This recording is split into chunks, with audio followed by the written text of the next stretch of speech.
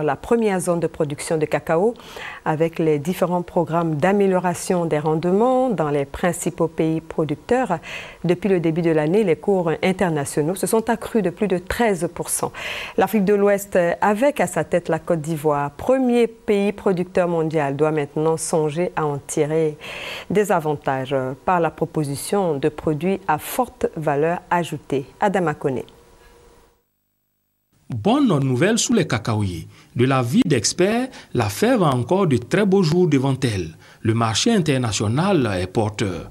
L'industrie cacaoyère prévoit un accroissement de la demande de l'ordre de 1 million de tonnes pendant la décennie prochaine. Des déficits réguliers sont même annoncés. Les prix du cacao enregistrent une hausse de 13,2% depuis le début de l'année et atteignent actuellement 1 958 livres, soit 1 624 000 francs CFA la tonne. Une embellie nourrie par une augmentation de la demande mondiale, particulièrement en Asie. Si des spécialistes avancent que cette configuration du marché ne profiterait qu'aux exportateurs, le discours est tout autre au Conseil du café cacao. Je voudrais tout de suite rassurer les producteurs de cacao de la Côte d'Ivoire qu'effectivement, ils tireront un avantage de cette augmentation constatée au niveau international. Pour la simple et bonne raison que le prix qui est servi aux producteurs, qu'on appelle communément donc le prix garanti bord-champ, est le reflet direct des marchés internationaux, plus particulièrement celui de Londres.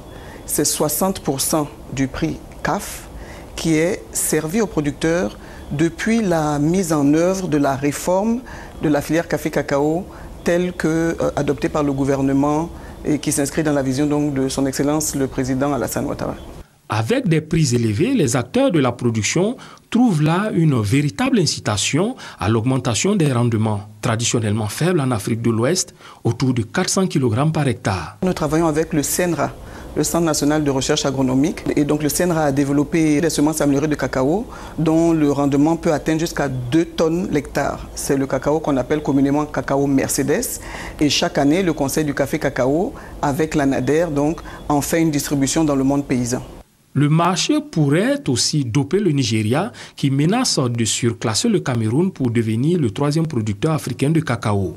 La Sierra Leone et le Libéria, où des investissements importants sont réalisés, pourraient également devenir des producteurs importants. En somme, l'Afrique de l'Ouest consolide sa position de leader de la livraison des fèves. Une position qui générerait plus de revenus si les pays producteurs africains se lançaient dans une dynamique de transformation accrue de leurs récoltes.